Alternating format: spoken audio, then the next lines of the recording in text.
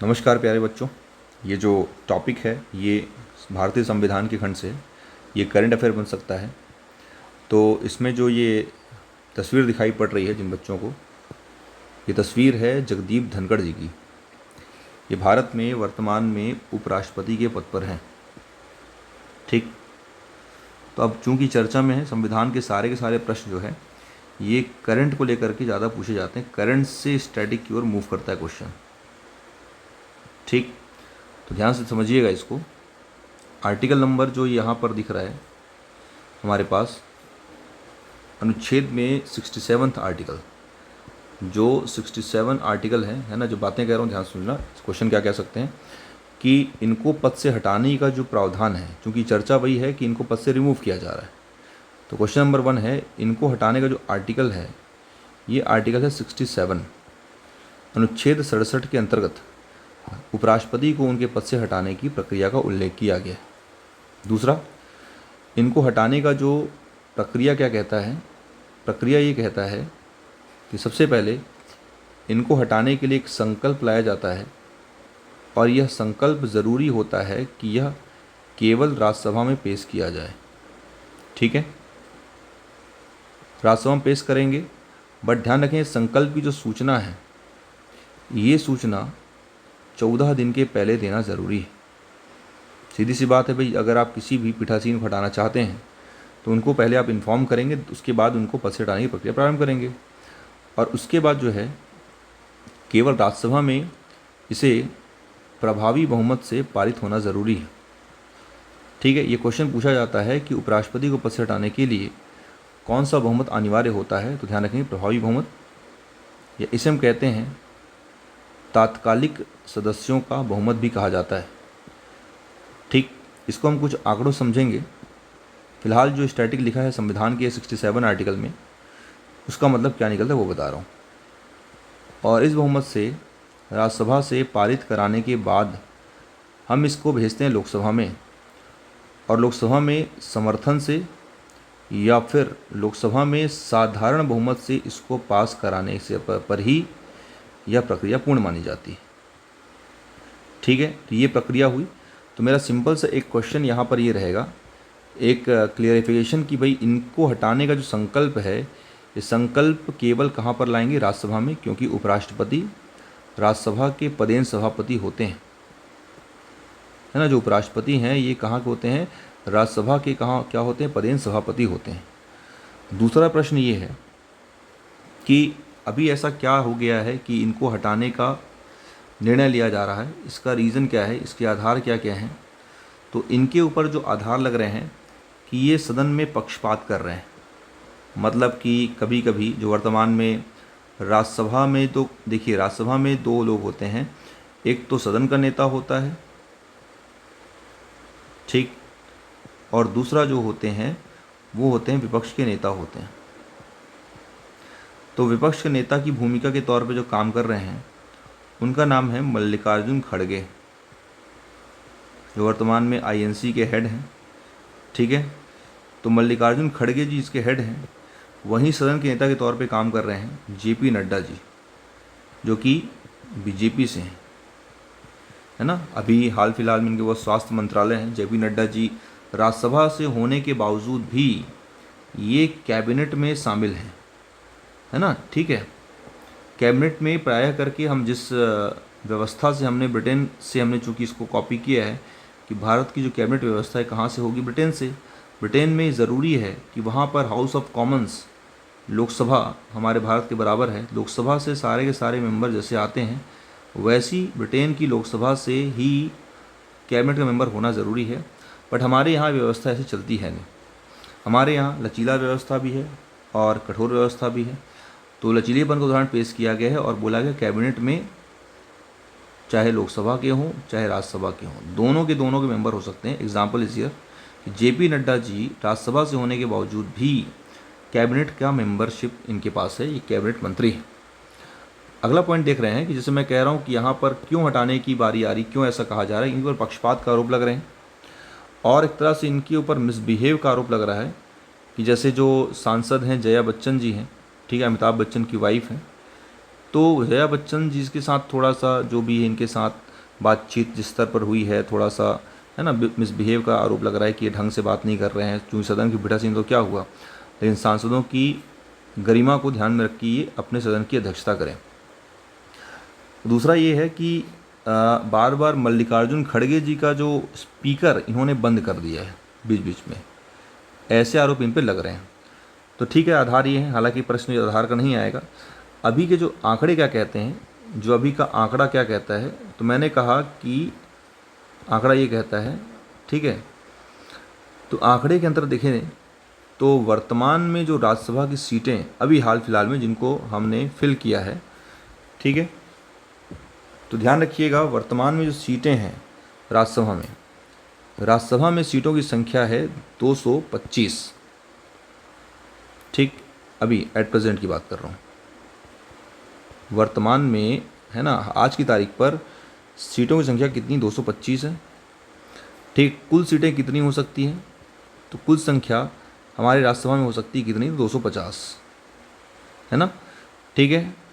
और लेकिन 245 पर निर्वाचन होना चाहिए, अभी फ़िलहाल के डेटा पर अधिकतम सीटों की संख्या कितनी होगी, 250 होगी, बट होना चाहिए निर्वाचन कितने पर, 245 सीटें, बट हाल फिलहाल में 245 भी नहीं भरी जा चुकी हैं, अभी केवल वर्तमान में 225 है। अब ऐसे में क्या होगा, 225 में क्या है कि 3 सितंबर को, है ना, 225 तो यहाँ पे मैंने आंकड़ा बताया, वर्तमान में स्थिति ये है। अब देखो इसमें ऐसा होना है कि मैंने कहा अगर आप चाह रहे हैं कि तात्कालिक सदस्यों का बहुमत, तो भाई टोटल स्ट्रेंथ कितना है, 250 है, तात्कालिक मेंबर कितने हैं, 225 हैं, 225 का बहुमत चाहिए अपने कहीं ना कहीं, तो 225 का आधा करेंगे तो कितना होगा, 11, ठीक है, लगभग 112.5, इसको मैं राउंड फिगर करता हूँ तो 113 सदस्यों का मुझे चाहिए बहुमत, ठीक है। अभी वर्तमान में स्थिति ये है कि हमारे पास 2 लीडिंग पार्टी है, एक का नाम है इंडिया और एक का नाम है एनडीए। अभी की स्थिति में एनडीए के पास 86 सांसद है ना, जो एनडीए का जो मेन पार्टी है, एनडीए में बीजेपी हेड है, ठीक है, दोनों की जो हेड पार्टी कौन कौन सी लिख दे रहा हूँ, एनडीए में हेड है कौन, तो बीजेपी, जबकि इंडिया का हेड कौन है, कांग्रेस, ठीक है। दोनों की हेड पार्टी कौन, लीड पार्टी कौन, लीड पार्टी बीजेपी, यहाँ पे कांग्रेस है, ठीक।